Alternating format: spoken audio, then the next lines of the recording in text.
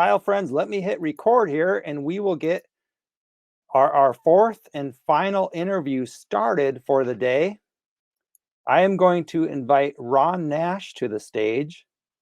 And Ron Nash, for those of you who don't know, and by the way, Laticrete, Ron works for Laticrete International, and thank you, Laticrete and Ron Nash for sponsoring this event today. We really appreciate it. We've been having a blast, enjoying getting to know one another and hearing our stories. So Ron's joining us here for our fourth and final interview. And Ron, what we've been doing is just getting to know people and getting to know their stories. So we would love to hear from you. Introduce yourself. Where are you at in the world? What do you do? And how did you get your start in the tile industry? All right. Well, I am, let's see. Where do I start? So Ron Nash, I'm the Senior Vice President of Sales and Marketing for Laticrete. I'm responsible for all sales, marketing, product development, strategy, all, the North American executive, one of the North American executives. And how did I get started? Well, I'm part of a family of general contractors. My great-grandfather was a general contractor in Austria, came over to America in Cincinnati, started a general contracting firm there that my dad worked in, I worked in, and all of that. And then I went to college, decided to degree in botany. And then I learned that there's no money to be made in botany unless you're selling freelance pharmaceuticals. And at the time, that wasn't as legal as it is today. Well, you don't need a college degree for that either. Yeah, you do now. I guess by the it way. helps. Yeah. But no, so I got back into construction, general contracting, worked for a firm called Layton Construction back in the time, and big general contracting firm. And during the 2002 Winter Olympics, I had an opportunity to start my own business and work for a Liz Claiborne company called Lucky Brand Jeans. And I built a lot of Lucky Brand Jeans stores across the country. And that was the deal. That was what I did. And it was really good until my partners wanted to take some international work. And my wife was like, I'm not going over to the sandbox to play. So sold the company. And then next thing you know, I was wound up working at Laticrete, and I started as a sales rep. Didn't know anything about tile because general contractors generally don't know much about a lot of things. And that's exactly where I was. What year was that when you started with Laticrete? I started in 2004. How did you wind up there? I mean, what? So pretty fun. It's actually complete randomness. I had sold my business and I was fly fishing pretty much every day. I had a Labrador Retriever. He and I would get up every day and go fly fishing. And my wife came to me one day and said, "Hey, you have an interview." And I was like, "Oh, really? Well, oh, really?" Like, yeah, there's this company, Laticrete International, and I sent your resume, and I'm like, "You sent what?" Like, first of all, I haven't had a resume in like 100 years. So what did you write down? Yeah. It's obviously good enough for me to get a thing. So it was something that I thought it was my first sales job. I never had a direct sales job. I did some freelance pharmaceutical work in college, but other than that, I had never sold anything. And so just kind of took to it. I thought it was a fun business, and I liked being out in the field and helping contractors. Look, once you've been on job sites, you're comfortable on job sites. And that was really my thing. I understood construction, so I just wanted to get good at it. Yeah, that makes sense. And that was it. And worked my way from sales to being a region manager of sales, and then a director of sales, and then vice president of sales, and then vice president of sales and marketing. And, just kept, working for good people. Laticrete's good people. The owners are good people, What were some of the challenges along the way that you maybe didn't expect? I mean, was it did you have to spend a lot of time getting to know the tile industry? Like you said, you weren't really familiar. Yeah. So I was a worthless, terrible sales rep for the first couple years. I mean, I was helpful in the fact that I make friends. Okay, I can make friends, and I was nice enough to know. But as far as like, hey, help me mix this epoxy, I'd be like, okay, well, I'd use a drill. I don't know, probably good, But I didn't really know. I had good teachers though. The one thing I will say is that Laticrete really put me together with some people who taught me, and really took me under their wing, and really had a lot of help there as far as that goes. And Henry Rothberg, this was when Henry was really, busy and in the business, and he took me under his wing and just said, hey, you got to know what you're doing here. And he used to literally, he had a new rep training that back in the day, you would actually probably, I don't think human resources would let us do it now,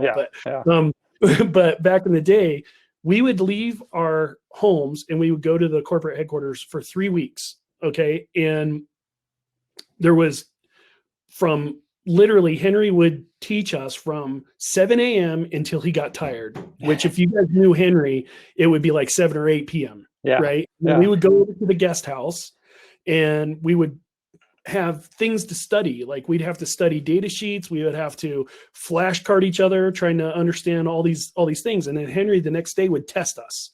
Right. And, it was very, it was like boot camp almost, so that was, we had to do demonstrations in front of him. And man, if we did bad demonstrations, he was, was very vocal. And that was like a 3-week thing. That was like a 3-week intensive thing. And I did it multiple times because I needed to remedial courses. Sure. And then that helped me know Laticrete products, but it really didn't help me know tile installation, right? And so the only way you can really learn that is to have good friends in the field.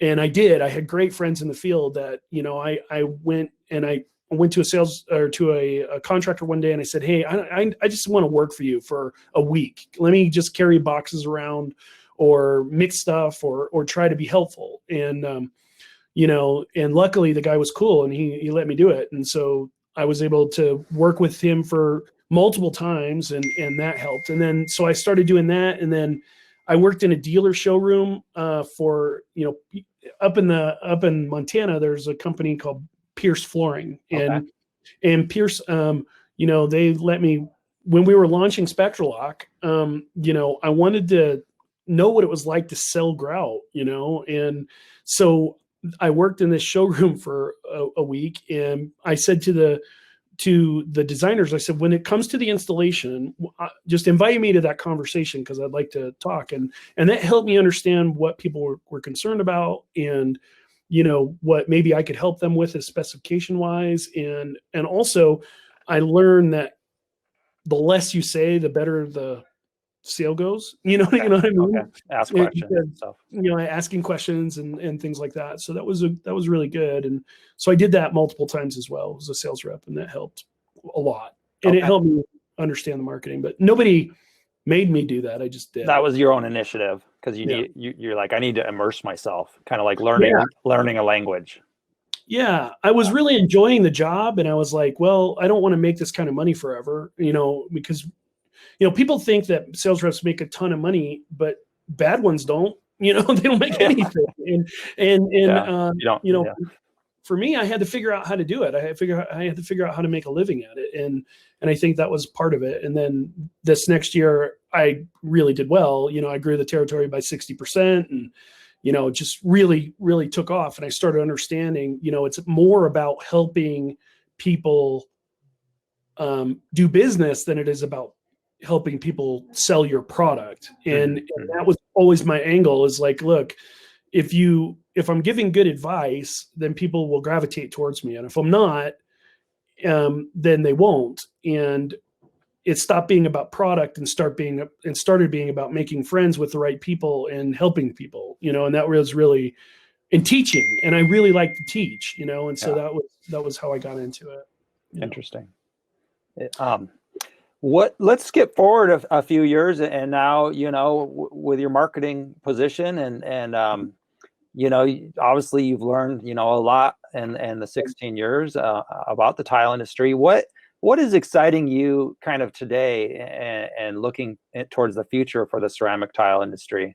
What gets you excited? Well, okay, so I'm in multiple industries now, right? Sure. Not just tile and stone. We do construction chemicals. We do all kinds of things, right? So it's really important that we understand our place, right? The thing I love about tile is it's still, no matter what, is more art than science. Sure. And we provide the science, so I do dig into the science. I love, like, my in botany, you take a lot of chemistry. You take a ton of chemistry in botany. Yeah. And so I've always enjoyed the chemistry part of what Laticrete does. And so we're a chemical company. So I've been able to speak that language pretty well with the chemists and with the product development guys and all of that. So that's been helpful for my career. But the bigger part that I love about the industry and looking forward is that tile is going to places, that it never has before. So we have like these huge tiles you could do cool wall coverings and wall coverings with, and it's durable. It's super durable. So you can do something that will be there for 100 years if you do it right. And Yeah. I think that's always really excited me, and all of that. And I enjoy watching the new trends and things like that. And I also enjoy the fact that this is not a massive, huge, million people install it industry Yeah. in the United States. It's not. It's still a smaller industry, and Sure.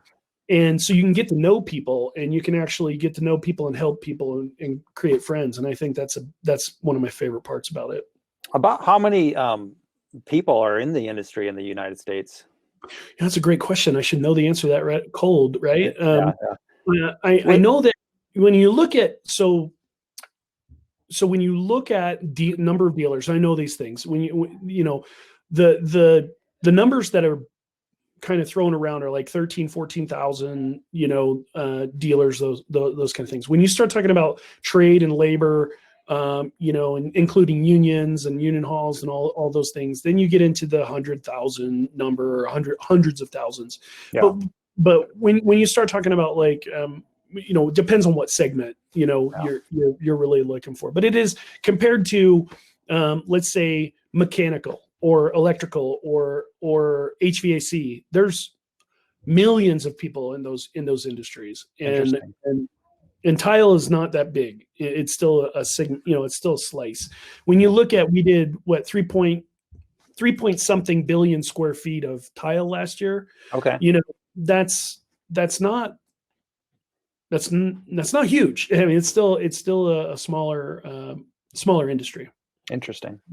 Which is good. I think it's a good thing. I don't think it's a bad thing. Yeah. No, thanks for sharing that. And we've got a great question from the audience. Mike asked, what I like about interviewing guys, you, Ron, and Shannon, is you have like a larger picture than I do of the industry. I come from the contractor background. And so, in your opinion, what you're seeing today across the board here, how are we encouraging, or who is encouraging the younger generation to learn our trade, and how should we imitate, the examples? Yeah. So that's a great question. When you like the whole concept of getting the younger folks interested in what we do, right? Well, so if you look around you right now, there is a massive push towards, considering careers for the first time in a long time. Yeah. Look, when I grew up, my mom and dad were like, you're not going to be part of the contracting, you're not going to do that. You're going to go to college, and this whole concept of like college was this road to El Dorado. And once you got out of college, boom, you got a career and you're just making tons of money. Yeah. Well, I learned from firsthand experience that isn't the case.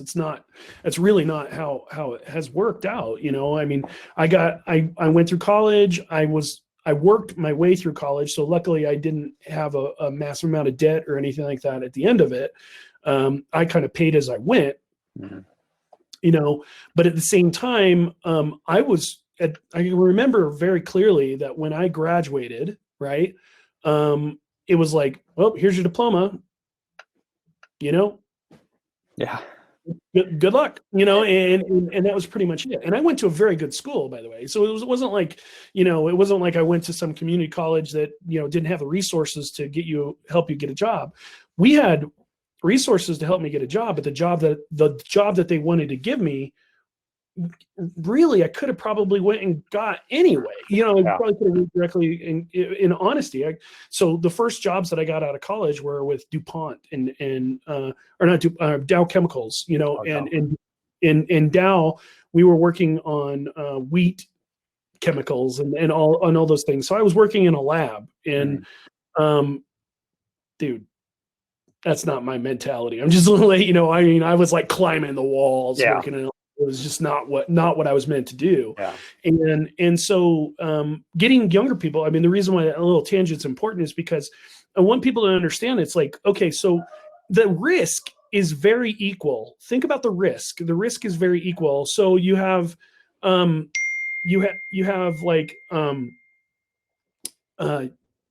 all this money that you spend to start a business. Okay. Yeah. You could lose all of it and not make any money.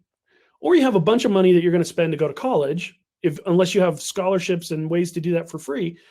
At the end of it, you could not do anything with it. Right. So the risk is pretty interesting and equal. And so I do have a lot of conversations with people saying, hey, listen, the world is really good to the people who are doers and makers of things. In my experience, as I travel, the people who can do things and make things like that are unique really do a lot better. And this isn't a fallback. It's always interesting when people say, well, I can always work in tile and then no matter what, I'll have something to fall back on. I'm like, wait a second.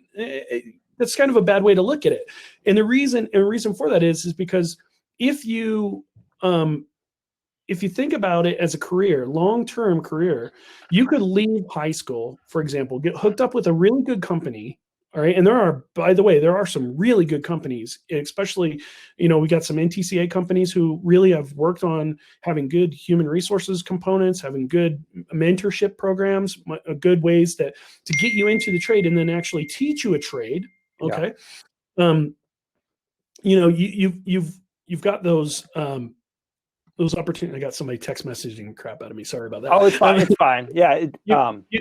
Yeah. You got all the where was I going with this? You've got the whole concept of like people are there is a way you can get into this, find good companies, and especially now with labor, especially motivated labor being so short, that there are great career paths, right? And what I mean by good career paths is like there are good companies that I would go work for tomorrow. Yeah. And I could name a bunch that are really, really phenomenal as far as like they treat their people well. They care about them. They're not just it's not just a situation where you're some weird labor component that is like almost like a usury situation. You only hear about those stories, but you don't hear about the guys who feel fulfilled in their career. You don't hear about the guys who actually have a good experience. And there are a lot of those out there. There really are, and by the way, some of the richest guys I know own tile businesses. Yeah. Okay. And I mean this. So one of the nicest planes I've ever flown on was owned by a tile guy. And one of the nicest boats I've ever been on is in a tile guy. And one of the nicest cars I've ever gotten to drive, tile guy. Yeah. So, I mean, it's a great point of view, and I think you're onto something. We need to tell these stories more. In fact, the first interview and the gentleman who asked the question here was Mike Whalen, and Mike, came from owning his own business and later in life went to work for a company, and he's found passion there. He's found that to be a good situation for him. So you're absolutely right. We need to highlight those companies. And certainly can you point us, our audience, to any sort of resources that people can get involved in, any sort of nonprofits or high school, type things that are good? Yes. Yeah. Yes, I can. Some of these are going to be obvious. Sure. Look, NTCA is a great organization. and they really care about exactly what we're talking about. There's one. Yeah. Then you go beyond that. You go to any of the trade organizations that we have. They're all really good. But the bigger part is getting people to go to the trade shows where they can actually network and get with people. So there's the one big thing. And then if you're an employer and you're looking for good talent and good employees, there are trade show opportunities and high school outreach programs in every single city across America. Yeah. And I would go there first to look for motivated employees, especially summer work guys. Those summer work guys are usually the great stories. Yeah, he worked for me for a couple summers and then went to college and then came back and now he works for us. And you hear that happening all the time. So I think if I were a business owner and I had an installation company or whatever, I would definitely be looking for those areas. Yeah. But the bigger part is creating a culture. Yeah. I think that Laticrete never has to worry about recruiting. We just don't. Yeah. It's when we have a job that's open, we have too many people to apply, The culture. and people get upset. People do get upset. There are, and by the way, there are also great web,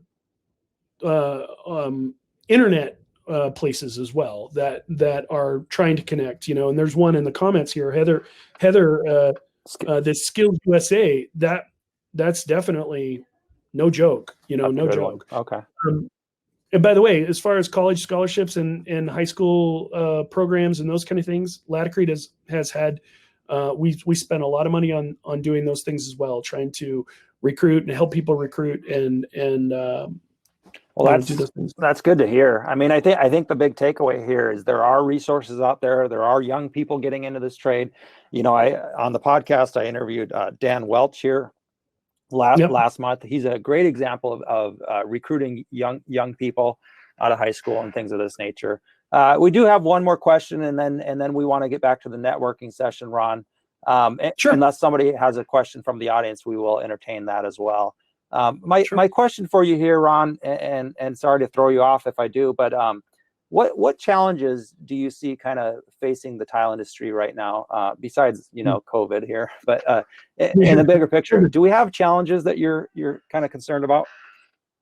Yeah, we do. I mean, there are challenges. I think a lot of them focus around the commoditization of tile. I think that look, when you look at I'm continually saying to people that tile has almost an identity crisis. Like people think it's just another floor covering or another trade, and I think that's a problem. And the reason why it's a problem is that people start making poor business decisions on profitability and those kind of things. So I think that's a challenge, just understanding that there's a pride to being a craftsman. Yeah. And there's a pride to making things that last. And tile checks a lot of buttons. You want to be green? Install tile. Don't install temporary flooring. Temporary flooring, I don't care how green that temporary flooring is. Yeah. It's temporary. Eventually it's going to wind up in a landfill. Yeah. So when you look at that, I think that's one. And the next is kind of what we were talking about, is seeing to it that people understand that there's great careers in this industry. I mean, just take my company, for example. Look, let's say you didn't want to be a tile installer. There's so many awesome careers. I need marketing experts. I need chemists. I need, you got a degree in chemistry? Great. I want to talk to you. You got, and we're in the tile industry. Yeah, so people just think the tile industry is really small, and it's not. You could enter the tile industry as a summer installer, as a part-time installer over the summer for a summer job. And you could wind up working for Laticrete as a chemist after you've received a PhD. Yeah. And it's a great fulfilling career. That's a tile job. Yeah. People don't look at it as a tile job, but it is a tile job. There are marketing needs. Dealers, even the smallest ones, have marketing needs. So you got a degree in marketing, you got a career here. People just start to look at our universe and they try to boil it down so tightly, when in fact, if you're in logistics, if you're in supply, if you're in obviously if you're a doer or maker of things, you have a great way to make a living, you know, but there's a lot more than just simply what it looks like on its face. Yeah. This is a great industry, and you can make really good money in it. And there's a lot of different ways to do that. Yeah. And by the way, I think a lot of things that are coming out here are that people are kind of having a spiritual reset of, what I mean by that is, you know, you're spending more time with your families now, and you're starting to think of what is important. What do I need to consider in moving forward? And you know, I think it's huge. Yeah. Heather asked a question: do we attend Maker International events? We sponsored some, and in fact, we give materials to a lot of those events, those kind of things. Yeah, so we are definitely into that. That's a good question. Yeah. You got to look out for me. I'm looking. By the way, we look at all kinds of different industries to try to bring technologies and move technologies in for tile and stone. You know, you look at a lot of our new marquee products, those technologies did not come from the tile industry. They came from other industries that were applying to the tile industry. Yeah. So I guess that's my point. It's a lot more broad than what people give credit for. Well, I truly appreciate you painting that broad stroke and kind of encouraging people to kind of, you know, lift up their views and see it as a wide industry. And there are opportunities, you know, a lot of us can't, you know, frankly, myself, like I'm 6'4" and 220 pounds. I've been installing tile since I was 17. I can't keep it up into my 40s. I just can't. So I appreciate the fact that I've kind of created my own, you know, business here, but but it is, and there's room for everybody. There really is, and we need more. We need more. We need more people talking about this industry. It's a beautiful industry, and I love it. And I appreciate your words there, Ron. So thank you. Definitely. And friends, now we're going to get back to networking for about 15 minutes, and at the end, I'll say a few words and conclude today's Tile Nation session. So thank you, Ron. Thank you, Laticrete, for sponsoring this, and let's get back to networking and enjoy each other's company. Sure.